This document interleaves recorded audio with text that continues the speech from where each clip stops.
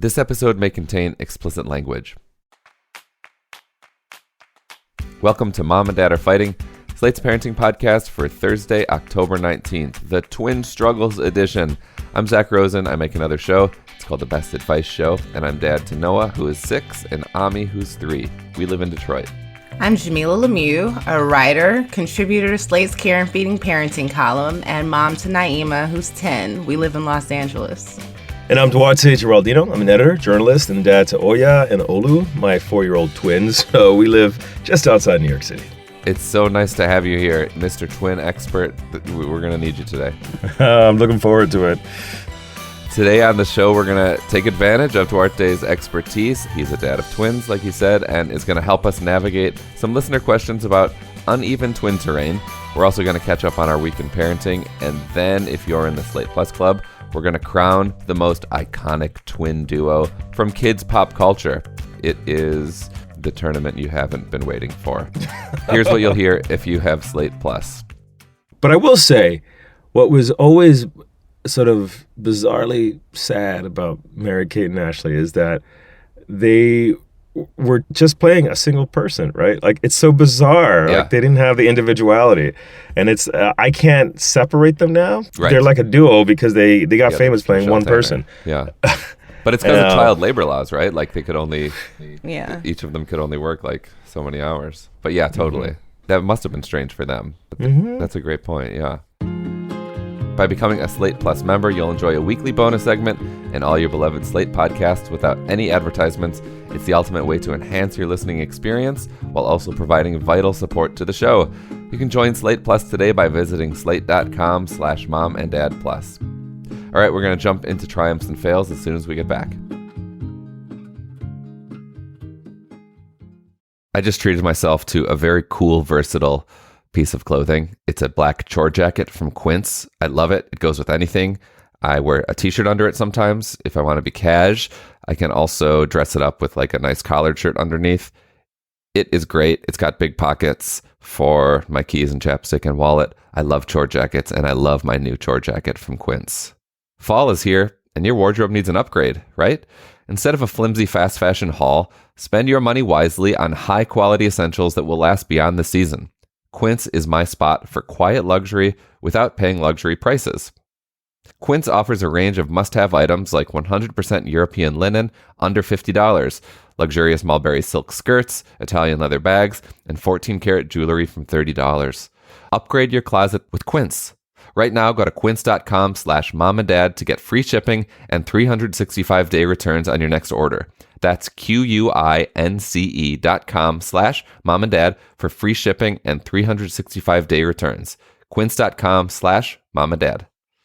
This episode is brought to you by Next Evo Naturals. Now that summer's over, getting your wellness routines back on track can feel impossible.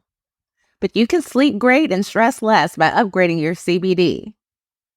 Regular CBD oil just doesn't mix with your water-based body. So Next Evo Naturals develops Smart Absorb technology, clinically proven to help your body absorb CBD 4 times better than regular CBD oil. When you need to de-stress and sleep better this fall, reach for the fast-acting CBD products from Next Evo. I have been taking the Next Evo sleep gummies, and they have just made it so much easier for me to fall asleep at night. I'm having such a better quality of sleep. Upgrade to better natural solutions from Next Evo Naturals. Go to nextevo.com and use promo code MOMANDDAD to get 25% off. That's 25% off at nextevo.com, promo code MOMANDDAD. We're back. Jamilah, what have you got? So, I've mentioned in the past that Naima and I have had some challenges with getting out the door in the morning. And last week, my triumph was that we had a couple of good days. But before that, her dad and I decided that maybe it would be best if she spent an extra day with him for the next few weeks. Okay. Usually she does 3 days with him and 4 days with me. And so now she's doing 4 days with him and 3 days with me.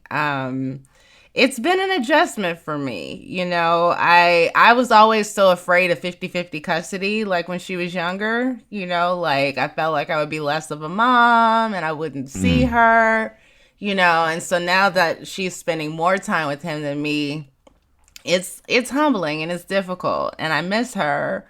But last week we had a good week, and Was this a 3-day week last week for you? yeah, last week was our first 3-day week. We had a good week, and so I'm giving this a try for a few weeks. Yeah.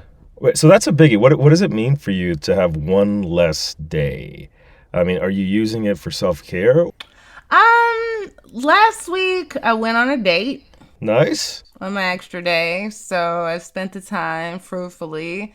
I don't have anything planned for tonight. This is the extra day, technically. Okay. So I'm just going to get some rest.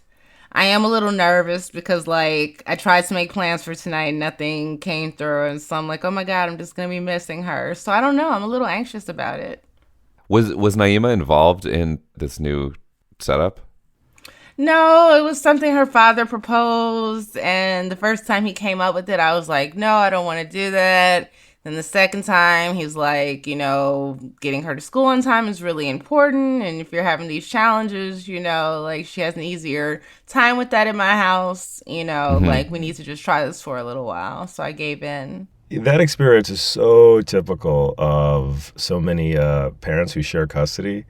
I hear it from my friends all the time. Like, how are you going to split that day? And what does it mean if you have less or more days than someone else? About you and how does the child deal with that? It's interesting that she said just one day because she knows there's a lot in that balance right now. Do you call her on that day or do you have this rule where, no, I'm not going to talk to you these days? No, we usually talk when she's not with me. But that's a huge adjustment, dude. So you're just getting into it. Yeah. Well, keep us posted, and I hope that you fill up your time with something that you love. Duarte, what do you want to share this week? It's a little bit of a fail. Very, very humbling. This year is for the first time my kids are in different classrooms. And they were the mighty twins for so long because I was less worried that anybody would bully them because they're together, right? They always have this support. But in school, they said, no, we got to separate them. And after I saw them fighting at home, I was like, you know what? I think it's time for you to be separated. So my big concern was that they would be bullied individually without their support system. And so I was preparing them with strategies. Someone does something, stand up for yourself, tell me immediately, this, that, all the stuff I'd read. Well, come to find out, my daughter was the bully. And I didn't realize. I was like, oh no, I had never considered the possibility that you would be the bully. And just talking to her about what that means, to do something that's hurtful to someone else, that I can't control. So, if they had a fight, I could obviously sue the person that was hit or taunted. But this kid is sort of the anonymous kid who was bullied, and that's how the school does it, right? They don't tell you who the child was because they don't want the parents to get involved. They don't want the parents to come after me to go after them. And I was like, oh my God, I just feel horrible. And so what did they tell you? They said that she got into an argument and that she threw a cup at somebody, and that kid was crying and had to be consoled. And I was like, oh my God. My daughter apparently, there's all these sort of politics going on for 4-year-olds in preschool. Is a little bit of a popular girl, and I was like, for real? There's such a thing? There's dynamics like that at 4? Like, where does this start? There's a pecking order. Pecking order out of the womb, I guess.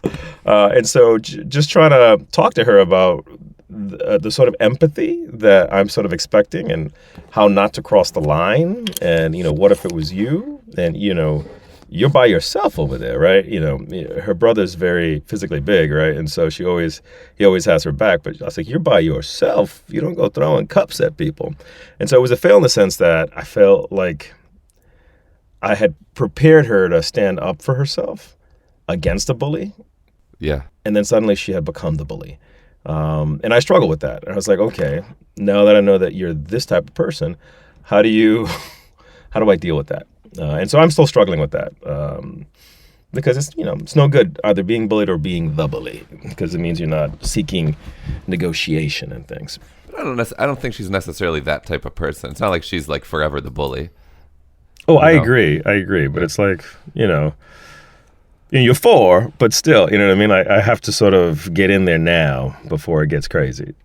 How did she take to it when you talked to her after the event? There was so much drama. And then she didn't want to go to school because she says, no, now they're going to think that I'm the bad girl. I said, nobody thinks you're the bad girl. Like, this is not what happened. This is, how we collaborate, because you need people, right? You can't, push people away from you. And so she went back to school today, and I'm waiting on the report to see how she's doing with this anonymous child. That's what's so difficult about the systems over here, at least on the East Coast. They don't want to let you know who does what, because they're afraid of the parents, what they're going to do. It's the same thing out here, and I've been very frustrated. I found out a boy hit my daughter last week, and I got in touch with his mom. I was like, no, we're not doing this. The school would have never told me anything. And I went through another kid and got his mother's phone number. Uh-huh. Wow. How did that go? She was very apologetic. She made him apologize. I think it was effective. He apologized to Naima again at school the next day. Good.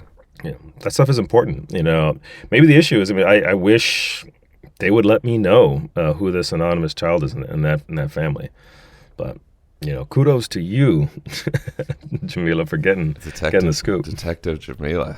Mm-hmm. Well, I have something to report. We've had a sleepover episode of this show before, and that was before my kids had ever done a sleepover. But I can say that no more. Noah had her first sleepover this past Friday night. It was with some good friends of ours. So the whole family came over for dinner first. They have 3 kids, 2 younger boys, and then a girl that's a little bit older than Noah. So they all came over for dinner, and then the family left their daughter with us to sleep over. She's a 2nd grader, which is pretty cool. Noah's in kindergarten, so an older kid slept over, and I really didn't know how it was going to go. I wasn't confident that Noah wouldn't, come into our room and not be able to share a room with this girl. I worried that Noah would. She's been known to have like some emotional regulation troubles, as 6-year-olds are wont to do sometimes, especially with this friend. So I just didn't know how it would go. And then I also, going into it, had all these fantasies about, like, I'm hosting a sleepover. Like, I need to make this so fun. Like, I was excited to make, like, the Saturday morning pancakes. I've always kind of imagined it and, like, seen it on TV. And it went pretty well. We let them stay up late. They stayed up till, like, 11. Don't tell the girls' parents.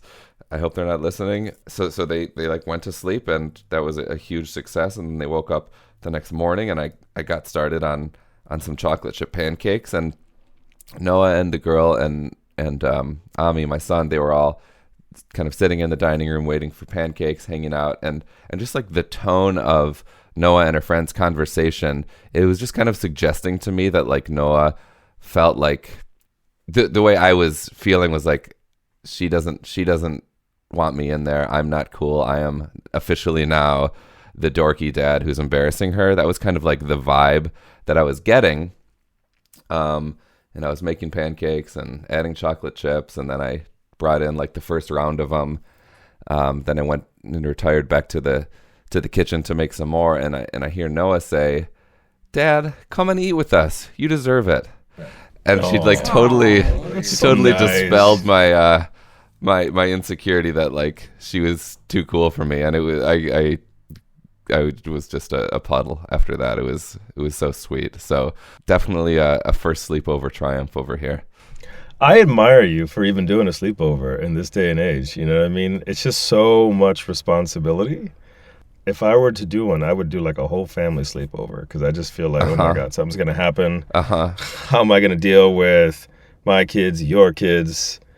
But kudos to you. That sounded like it went swimmingly. It went well. And I think I don't think we would have done it had we not like known the girl pretty well and the family. I think if it was just a rando from school, that would have had its own set of complications. But because we know them, I felt a little bit more comfortable with it. But thanks. It was fun. On that note, we're going to take another quick break, and we will see you back here for our question.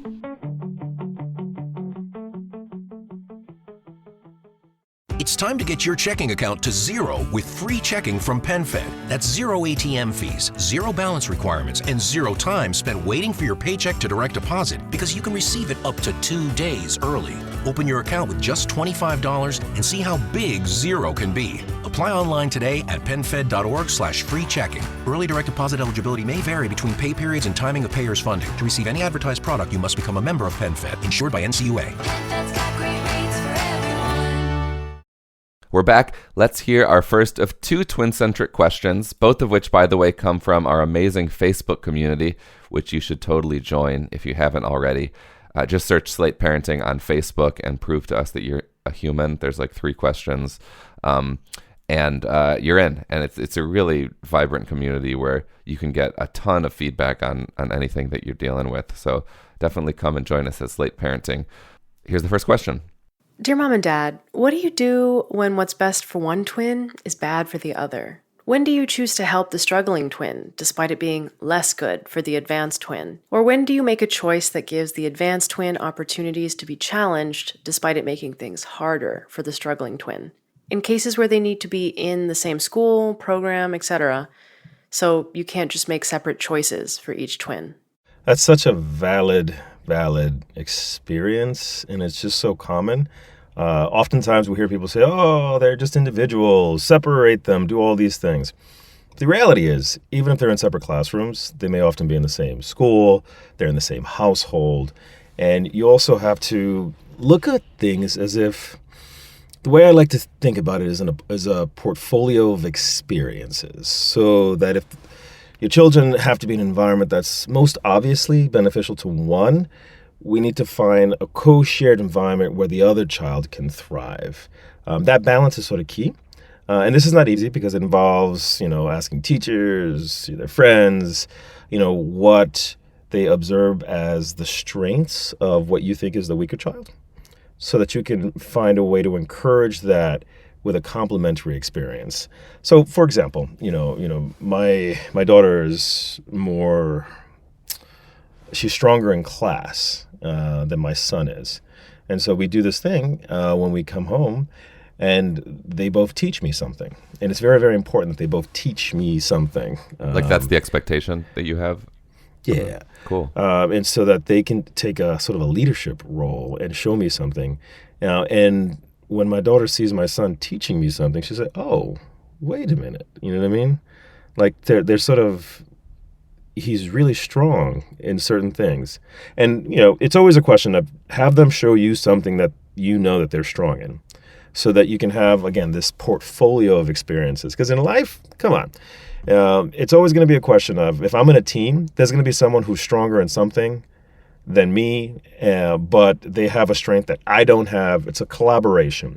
So this is a good beginning for twins to see, okay, I'm going to be in an environment where I may have to lean a little bit on my other twin who's going to be stronger, but what can I learn from that? And it can be stressful. I'm not going to lie. So whether, the more advanced twin is going to be held back a little bit, or the more challenged twin is going to be pushed a little bit. It's all sort of part of these life lessons that I think is going to be critical.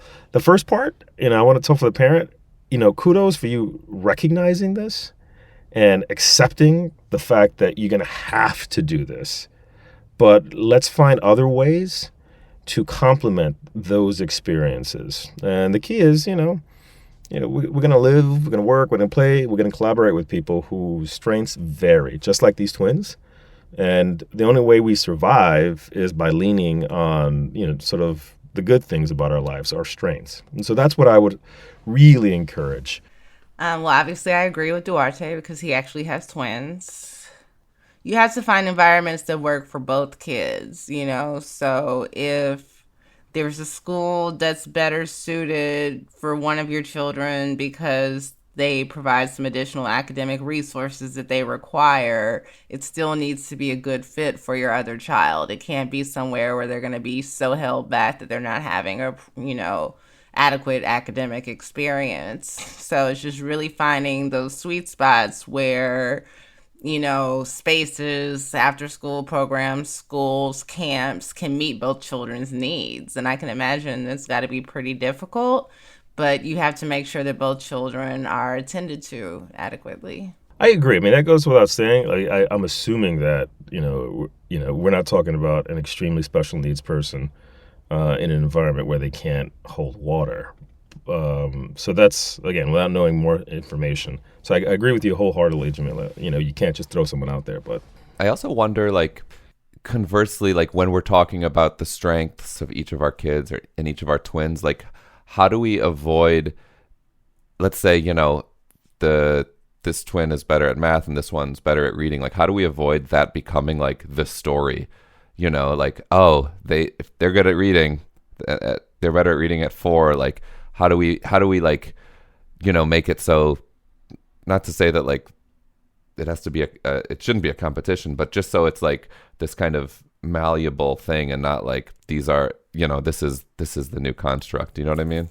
I stress with my kids that things change all the time, that you're twins and you're the same age, but one of you was actually born first and the other was born second. So there are all these little differences. And if you think about it as a journey, sometimes one person's going to be one step ahead, but the other person will catch up and go much further. My kids were born very prematurely, which is also very common in twins. And when my son was born, his cry was inaudible. So here they were in the NICU, and they were sitting, not sitting, but rather laying side by side. And whenever he would cry, the doctors would tell me, obviously they couldn't hear him, but somehow his sister would be cued, and then she would cry to get attention to the both of them. And the doctors would come. And I share that story. I said, and now look at you, Ola. Your voice is so freaking loud. You didn't have a voice back then. And now it's amazingly loud. So you see how things change over time. And so I would encourage people to find a story that's so unique to their children to show how things change, so that when you have hard situations that are stressful, like one being better at one academic subject than the other, that it's not so traumatic, because it can be. I want to build on this because we have another question about twins. So our second question is, there is a rivalry between mine, and our boy gets very upset when his sister is better at something he's not. We try to tell him that she may be good at one thing, but he's good at others, but both get so upset at the other succeeding in an area. How to best approach that? We're so lucky to have a father of twins here, and we are also very lucky to have an actual twin, our very own producer, Rosemary Belson, who is going to join us now for some testimony from the source of that twin dynamic. Rosie, are you there? I am. So, Rosie, a quick question, just so we can inform this answer. Do you have a rivalry with your sister now, or are you just sort of proud of her accomplishments? How do you negotiate that? I would say no, we don't have a rivalry currently, because we live very separate lives now. But at a time, it felt like, because there were so many markers of success as kids, and specifically as twins, you're having these markers of success and like constantly getting them that are the exact same. You're taking the same math tests, you are running the same miles in gym class, you're trying to make the same friends in the same pools of people. Like, you're constantly getting this real-time feedback, and in some ways being shown a parallel life, that like it's hard to not compare yourself. I wouldn't necessarily say it was a rivalry, but like there is a comparison that like is on a subliminal level that like you can't help but have, just because it's just so evident. And that, especially when you are not as good at something as this brother is seeing a little bit, it can lead to feeling inferior and lead to this like constant competition. So like there was a time in our lives that like, I wouldn't say that we were extraordinarily competitive with each other, but like we are at a point where we're very supportive of each other. So I got a theory about about how to deal with the situation, but I just want a point of fact. So in your particular situation right now, I'm sure your sister has a lot of success in some way or the other that may be different from yours. When she shares that success, what do you feel? Do you feel how would you describe what you feel? Just happy for her. Like, how could I not be? How healthy? You know, in some ways, like, you know, in some ways we had to learn to be each other's biggest cheerleaders and set aside those feelings of competitiveness. And like, I think that took a lot of intentionality. But like at this point in our late 20s, you know, when I hear that she like got a promotion at work, how could I not be happy for her? This is my theory. This is how I deal with the situation. I sort of lean in to that natural egotism of a child. And so I say, okay, you know, this is your sister. He's your brother, right? So you're not competing with what's yours. You're encouraging your brother or your sister to succeed. I mean, I look at it, you know, as a writer, I think like in life, like in literature, like the people that we hang out with are sort of extensions of our own psychology. Mm-hmm. And so if they're doing well and, you know, in some ways that we do well. So I asked them to see, you know, his sister as a part of his identity, his sister, so he can celebrate her success. And in some ways it works, but, you know, he's only 4, right? You know, but it begins to, he's like, oh, it's my sister. She did this. That's beautiful. And it's the my that he's focusing on, right? Less the sister, but the my. And I think because of that, he is, you know, it lessens the rivalry a little bit, you know. So I have a sister who's not a twin, but very close in age, to the point where we had a lot of twin-like experiences. So much so, ironically, bizarrely, you know, we both had twins late in life, and well, we both had children late in life. And when I told her I was expecting twins, she said, "Oh, me too." Oh my God! They were all born the same year, and I was like, "Whoa, what is going on?" How close are their birthdays? All in the summer, you know, I mean, August and July. Wow, what a busy summer that was. Huh. Yeah, very, very busy. So anyway, in sum, that's what I would say. Focus on the my sibling so that they can have, you know, feel pride in what is an extension of themselves, which is not what you hear normally, right? You always hear separate individual. But I think in this situation, it's useful because it's a helpful way to look at sort of the world. Yeah. I love that. That's really good, because I was going to talk about, you know, reminding them that they're individuals having an individual experience. And so they needn't be competing with each other because they're two different people, you know, with different capabilities and different strong suits. But I love the idea of thinking about like your sister's wins are your wins. And when you win, your sister wins. Yeah, it's fantastic. Rosie, do you have anything to add to that? I still think the individual advice is good advice as well. Like, I think you could be doing both of these things at the same time. And like, not only like reminding them that they're individuals, but like, I really do think that if you have the capacity to like give them spaces where they can interact with other kids, where they're not defined by this relationship. But I also, reading this question, I was curious, like, what is fueling the sense of competition? Because, I mean, again, I'm not a parent, but like one of the core things that I've kind of learned from the years of producing the show now is that like you can do everything right within your sphere of control, but once you're out of the sphere of control and like your kids are interacting with other people, like all of a sudden they need to learn how to interact on their own. And like with twins, they're going to get a lot of messages of competition, like with other people, almost expecting them to be competing against each other. Yeah. Like Anna and I had multiple teachers, like often like sort of in a joking manner, and I don't think they meant any harm, but like over our years, like thinking that almost setting up a competition between us was like a fun way to engage with us. And like, we didn't have the language in order to like go up to the teacher and be like, this is not how we want to engage with you. So I don't know if this is an external feeling of competition, that this brother is feeling as well. But like, if it is, or even if it's not now, like maybe helping them find some language where they could like jokingly deal with some external pressure or like some external expectation of competition between the two siblings, because it's going to happen at some point, even if it's not happening now. And it would just be lovely to have like some tools in their pocket to deal with that situation. Yep. I love the idea about that language to deal with, not being forced. By the way, I'm sort of shaken a little bit by the idea that your teachers would sort of try to make you guys compete against each other. It's really quite, oof. I got to watch out for that because I don't want that to happen. It's just not healthy at all. Totally. Yikes. Oof. So thank you for that. Thanks for joining us, Rosie. Of course. And listeners, thanks for writing in. If you have a question of your own, please reach out.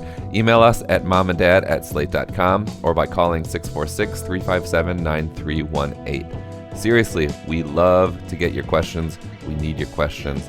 Please send them in. And that's our show. Subscribe, leave a rating and review, and tell your friends. This episode of Mom and Dad Are Fighting is produced by the twin, Rosie Belson and Maura Currie. Shasha Leonard is the voice of our listeners. Alicia Montgomery is the VP of Slate Audio for Jamilah Lemieux and Duarte Geraldino. I'm Zak Rosen. Thanks for listening.